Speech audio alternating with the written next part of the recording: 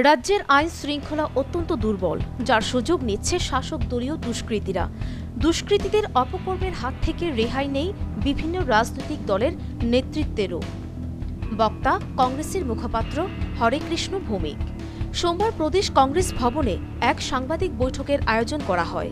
বৈঠকে তিনি বলেন, সম্প্রতি প্রদেশ কংগ্রেস সভাপতি প্রদ্যোৎ দেব বর্মনকে নিয়েও ঠাট্টা করেছেন শাসক দলীয় লোকজন। শুধুমাত্র ত্রিপুরা রাজ্যেই এমনটা সম্ভব বলে মন্তব্য করেন তিনি। যখন ভাষণ দিচ্ছিলেন, আপনারা শুনেছেন কিনা আমি বলতে বাধ্য হচ্ছি, 3 তলার বিল্ডিং থেকে পাশের থেকে উঠে গিয়ে এরকম করে শব্দ করে ডাকছে, মহারাজ প্রতিবাদ করেছে। এগুলি এই রাজ্যে পরিবেশ ছিল না। খোয়াইয়ের ঘটনার পরে আমাদের জেলা। হরেকৃষ্ণ ভৌমিক বলেন, রাজ্যে সন্ত্রাসের পরিবেশ বিদ্যমান।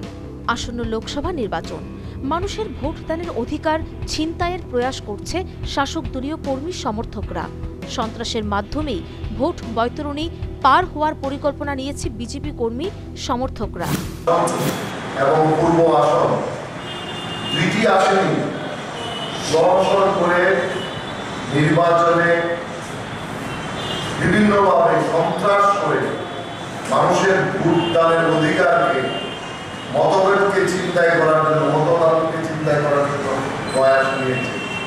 তার ফলশ্রুতি হিসাবে গতকালকে আমাদের খোয়াই জেলার সভাপতি শ্রী বিক্রম সিনহার নেতৃত্বে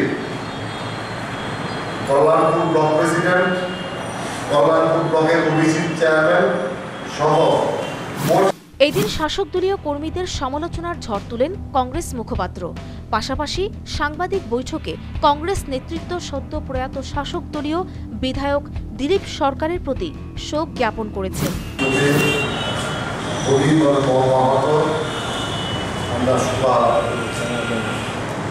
দিলীপ সরকার একজন এই রাজ্যের বরিষ্ঠ রাজনীতিবিদ, বিশেষ করে এসসি কমিউনিটির নেতা ছিলেন এবং দীর্ঘদিন কংগ্রেসের বিধায়ক ছিলেন।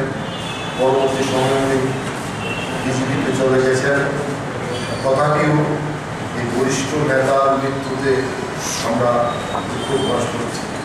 আমরা এই সাংবাদিক সম্মেলনের মাধ্যমে কংগ্রেস মুখপাত্র হরেকৃষ্ণ ভৌমিক বলেন, প্রয়াত বিধায়ক দিলীপ সরকার দীর্ঘদিন কংগ্রেসের বিধায়ক ছিলেন, যদিও পরবর্তীতে তিনি দল ত্যাগ করেন এবং বিজেপিতে যোগদান করেন। তা সত্ত্বেও প্রদেশ কংগ্রেস বিধায়কের মৃত্যুতে গভীরভাবে মর্মাহত। কংগ্রেস নেতৃত্ব তার আত্মার সদ্গতি কামনা করেন। Bureau report, news vanguard.